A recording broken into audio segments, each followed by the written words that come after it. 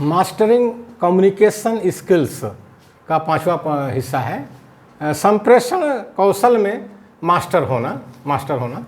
तो ये पांचवा पार्ट है। Leadership and communication are closely interrelated. Leadership and communication are closely interrelated. नेतृत्व एवं संप्रेषण बहुत ज़्यादा आपस में जुड़े होते हैं। जो नेतृत्व है और संप्रेषण है दोनों आपस में बहुत ज़्यादा जुड़े होते हैं। जो नेतृत्व है, जो लीडर है, उसको कम्युनिकेट करना होता है, अपने विचारों को आम जनता तक जो है पहुंचाना होता है या लोगों तक पहुंचाना होता है, तो उसको संप्रेषण आना चाहिए, लीडर को संप्रेषण आना चाहिए। और जो अच्छे लीडर होते हैं वो बहुत बढ़िया संप्रेषण करता होते हैं, यानी बहुत अच्छा कम्युनिकेट करते हैं अपने अपने विचारों को। तो इसीलिए नेतृत्व और संप्रेषण एक दूसरे से बहुत ज़्यादा जुड़े हुए होते हैं। Transactional analysis in TA divides an individual's personality into 3 ego states. Ego states लेन देन संबंधी विश्लेषण जिसको कहते हैं ट्रांजैक्शनल एनालिसिस, जिसको कहते हैं हिंदी में लेन देन संबंधी विश्लेषण, एक व्यक्ति के व्यक्तित्व को अहंकार की 3 अवस्थाओं में विभाजित करता है। ईगो माने अहंकार की 3 अवस्थाओं में विभाजित करता है। जो मनुष्य का जो व्यक्तित्व होता है उसके 3 हिस्से हैं। ये जो है ट्रांजैक्शनल एनालिसिस जो है वो डिवाइड करता है, बांटता है, 3 हिस्से में बांटता है। The 3 ego states identified are parent, adult and child. Parent, adult and child. अहंकार की 3 अवस्थाएं हैं। जो ईगो स्टेट्स हैं उसकी 3 अवस्थाएं क्या क्या हैं? तो अहंकार की 3 अवस्थाएं हैं जनक, वयस्क और बच्चा। जनक, वयस्क और बच्चा, या बाल अवस्था या बाल्यावस्था। यानी एक जो मनुष्य का जो व्यक्तित्व है उसके 3 हिस्से होते हैं। एक कभी वो जनक का व्यवहार करता है, जनक माने माता पिता का व्यवहार करता है, तो कभी एक वयस्क यानी एडल्ट का व्यवहार करता है, और कभी वो एक बच्चे की तरह व्यवहार करता है, चाइल्ड की तरह व्यवहार करता है कभी। ये मनुष्य का व्यक्तित्व है। एक बच्चा भी जो है वो भी जो है तीनों तरह की पर्सनालिटी अपने पास रखता है। यानी एक बच्चा जो 5 साल का बच्चा है उसके अंदर भी जनक की पर्सनालिटी है, यानी एक पेरेंट की पर्सनालिटी है, और एक एडल्ट की पर्सनालिटी है, एक चाइल्ड की पर्सनालिटी है। तो कैसे? जब वो 5 साल का बच्चा अपने 2 साल के भाई बहन की रखवाली करता है, उसकी देखभाल करता है, तो वो पेरेंट की भूमिका निभाता है, वहाँ पर पेरेंट की भूमिका निभाता है। और जो 5 साल का बच्चा जो है जब वो पूछने लगता है कि क्या ताली थाली बजाने से कोरोना चला जाएगा, कैसे चला जाएगा, यानी वो तर्क करता है। जब वो तर्क करने लगता है तो एक एडल्ट की भूमिका में आ जाता है। और जब वो 5 साल का बच्चा है, जब वो रोने गाने लगता है, हंसने लगता है, खिलखिला कर हंसने लगता है, तो वो चाइल्ड की अवस्था में आ जाता है। इसी तरह से एक जो एडल्ट है, जो वयस्क है, उसके अंदर भी तीनों पर्सनालिटी पाई जाती हैं। मतलब पेरेंट की पर्सनालिटी, एडल्ट की पर्सनालिटी और चाइल्ड की पर्सनालिटी पाई जाती हैं। इसी तरह से एक जो पेरेंट है, जो पेरेंट है, पेरेंट के अंदर भी जो है आपको चाइल्ड और एडल्ट की पर्सनालिटी मिलेगी। तो ये 3 अवस्थाएं हर मनुष्य की पर्सनालिटी में होती हैं, चाहे वो बच्चा हो, चाहे वो बूढ़ा हो, चाहे वो जवान हो, तीनों पर्सनालिटी मिलती है। The parent state, this state may be expressed either through the critical parent or the nurturing parent.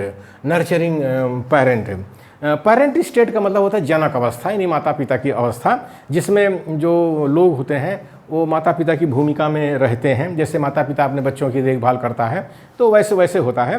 तो जनक अवस्था को 2 तरह से व्यक्त किया जाता है। जो पेरेंट की अवस्था होती है वो 2 तरह की अवस्था से उसको व्यक्त किया जाता है। पहला होता है आलोचना करने वाला जनक, यानी वो माता पिता जो आलोचना करता है बच्चे की, तुम ठीक से काम नहीं कर रहे हो, अच्छा काम नहीं कर रहे हो, एक गंदा काम कर दिया, मतलब आलोचना करता है बच्चे को समझाने के लिए। तो आलोचना करने वाला जनक होता है। अथवा सेवा, और दूसरा होता है सेवा भाव वाला जनक। सेवा भाव, चूँकि पेरेंट है तो बच्चे की देखभाल तो करेगा ही, तो जो उसके देखभाल करने वाली जो उसकी अवस्था होती है, सेवा भाव जो होती है, तो उसको भी पेरेंट के अंदर देखा जाता है। तो जो पेरेंट अवस्था है यानी जनक की जो अवस्था है उसमें दो हिस्से हैं, एक आलोचना करने वाला जनक होता है, दूसरा सेवा भाव करने वाला जनक होता है जो सेवा करता है बच्चों की। ये दो चीज़ें पाई जाती हैं पेरेंट के अंदर, पर्सनालिटी के अंदर। जब वो लोग पेरेंट जैसा बिहेव करते हैं, जनक जैसा व्यवहार करते हैं, माता पिता जैसा व्यवहार करते हैं, तो उनके अंदर व्यक्तित्व का ये दो हिस्सा आता है, यानी आलोचना और सेवा भाव ये आता है। The adult state refers to the rational part of the human personality.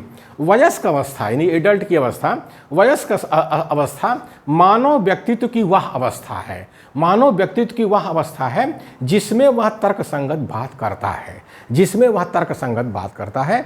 एक एडल्ट से, एक नवयुवक से ये अपेक्षा की जाती है वो बच्चों वाली बात नहीं करेगा, वो तर्कसंगत बात करेगा।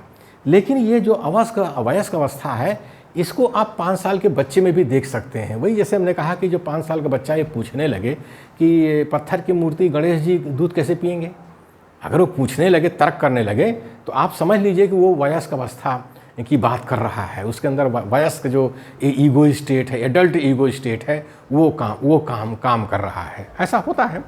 The child state, this state relates to the emotional part of the human personality। इस अवस्था में मानव का व्यक्तित्व बाल्यावस्था के संवेग प्रकट करता है। इस अवस्था में मानव का व्यक्तित्व बाल्यावस्था के संवेग प्रकट करता है। यानी मनुष्य चाहे बूढ़ा हो चाहे जवान हो, वो बच्चों जैसे खिलखिला करके हंसता है। एक बूढ़ा भी जब बच्चों जैसा खिलखिला करके हंसता है तो उसके अंदर वो चाइल्ड ईगो स्टेट होता है, यानी बाल्यावस्था का जो भाव होता है।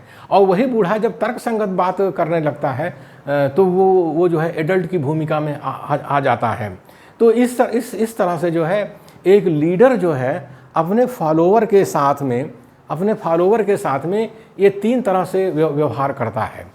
जो कम्युनिकेट करता है, कम्युनिकेशन की अवस्था में ये तीनों अवस्थाएं एक लीडर के अंदर मिलती हैं। लीडर जो है कभी जो है जनक की अवस्था में आ जाता है, यानी माता पिता की तरह जो है अपने अनुयायी की या तो आलोचना करता है या फिर उसकी जो है सेवा भाव से जो है उसकी सेवा करता है, सेवा भाव से सेवा करता है। और एक लीडर जो है जब एडल्ट की अवस्था में रहता है, यानी तर्कसंगत बात करता है लीडर, तो उसके अंदर जो है एडल्ट स्टेट होता है। और जब एक लीडर जो है वो भी बच्चों जैसी खिलखिला करके हंसता है तो उसके अंदर जो है चाइल्ड ईगो स्टेट होता है। तो इस तरह से ही जो मनुष्य का जो व्यक्तित्व है वो उसके 3 हिस्से हैं। कभी वो जनक की अवस्था में होता है, कभी वो वयस्क की अवस्था में होता है, कभी वो बच्चे की अवस्था में होता है। और जो संप्रेषण होता है उसी हिसाब से फिर संप्रेषण भी होता है। जो जनक का जो संप्रेषण है वो अलग होता है, वयस्क का संप्रेषण अलग होता है, बच्चे का संप्रेषण अलग होता है। यानी जो जनक है वो जब संप्रेषण करता है तो उसके अंदर या आलोचना का भाव होता है या सेवा का भाव होता है। वयस्क जब संप्रेषण करता है तो वो तर्क संगत बात करता है। और एक बच्चा जब संप्रेषण करता है तो वो खिलखिला करके हंसता है और उसकी जो हंसी होती है वो बिल्कुल निर्दोष होती है। तो उसी को कहा गया है कि इसके अंदर चाइल्ड ईगो स्टेट है। तो जो संप्रेषण करता है उनको इन तीनों अवस्थाओं का अच्छा उपयोग अपने जीवन में करना चाहिए, संप्रेषण में करना चाहिए, तभी जो है वो सफल होंगे।